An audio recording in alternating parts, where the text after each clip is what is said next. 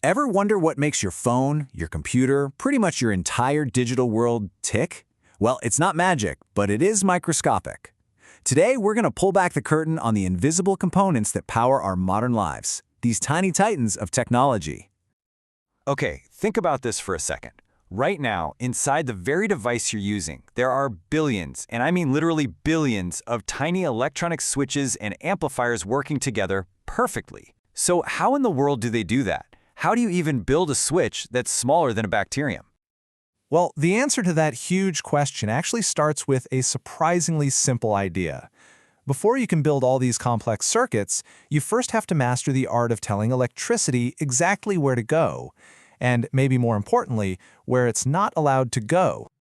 And that brings us to our first tiny titan, the diode. Its job is simple, but it is absolutely essential. It acts as a one-way gate for electrical current. That's it. Now, to build this gate, you need a special kind of material. It's not a conductor, which lets electricity flow freely, and it's not an insulator, which blocks it completely. No, it's something right in the middle, a semiconductor. The best way to think of it is like programmable clay for electronics. So how do we make this stuff work for us? Well, we cheat a little. We add specific impurities, a process called doping, to create two different versions.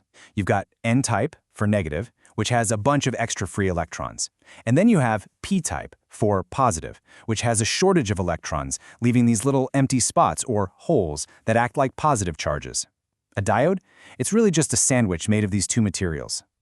And where these two materials meet, that's where the magic happens. It's called the p-n junction. Right at this border, the extra electrons from the N side rush over to fill the holes on the P side. This creates a natural electrical barrier, a sort of no man's land called a depletion region that stops any more current from flowing on its own.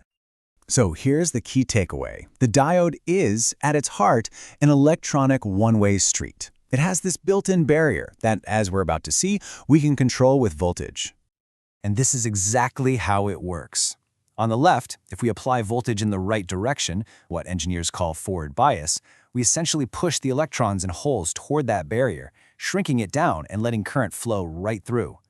But if we flip the voltage, as you see on the right, in reverse bias, we pull them apart, making the barrier even wider and blocking the flow almost completely. It's an open gate, then a closed gate. Simple as that. So you might be thinking, okay, a one-way street for electricity, why is that such a big deal? Well, it solves one of the most fundamental problems in all of electronics: how to tame the power that comes out of your wall socket. See, the power from the grid is alternating current, or AC, which means it flows back and forth, back and forth. But all our sensitive electronics, our phones, our laptops, they need a steady one-way flow called direct current, or DC. The process of converting that messy AC into clean DC is called rectification. And folks, that is the diode's killer app. And here's what that looks like. You get this messy, chaotic AC wave coming in from the wall.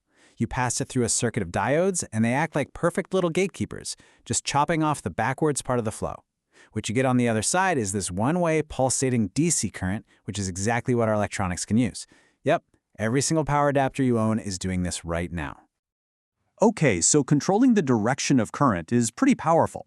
But what if you could also control the amount of current? That's the next big leap, and it leads us to an even more important component, the transistor. This right here is the fundamental idea that basically changed the world. Just imagine having a tiny, weak electrical signal, say from a Wi-Fi antenna or a microphone, and being able to use it to control a much, much stronger electrical current. That's amplification, and that is the core magic of the transistor. The first type we'll check out is the Bipolar Junction Transistor, or BJT. And you know what? It kind of looks like two diodes that we've stuck together back to back. It's a 3-layer sandwich of that same semiconductor material, which gives us 3 connection points: the emitter, the collector, and the all-important control knob, the base. Honestly, the best way to think about a BJT is to picture a water faucet. The main water supply pipe is the collector. The tap where the water comes out is the emitter. And the handle you turn, that's the base. It takes just a tiny amount of effort to turn that handle, a small base current, but it controls a massive flow of water from the collector to the emitter. And here it is in a real circuit. That little tiny current, labeled I sub B, flows into the base.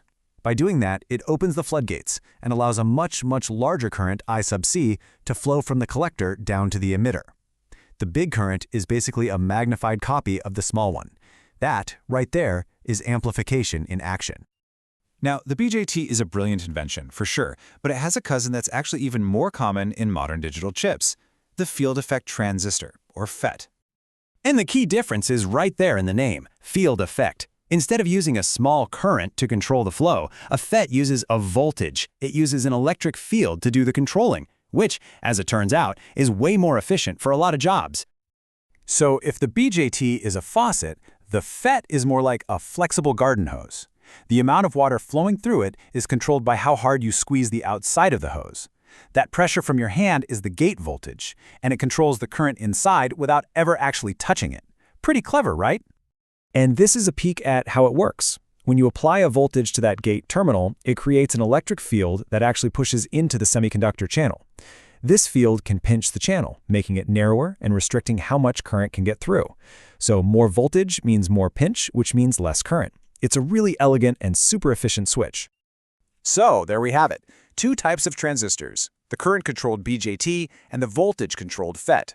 So why do we need both? Well, because they're each good at different things. Let's just quickly break this down. The big difference, as we said, is the control element, current for BJTs, voltage for FETs. This has a few knock-on effects. Because FETs are voltage-controlled, they have a really high input resistance, which makes them super efficient and perfect for the billions of tiny switches in a computer chip. They're also more stable when things get hot.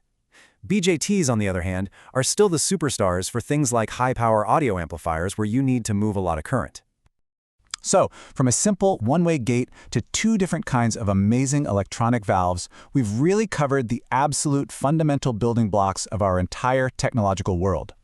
Seriously, the next time you tap your screen, type on your keyboard, or even just turn on a smart light bulb, take a second to remember what's happening under the hood. Every single one of those actions is a command that gets carried out by a perfectly choreographed dance between billions of these diodes and transistors, opening and closing, amplifying and switching, all faster than the blink of an eye.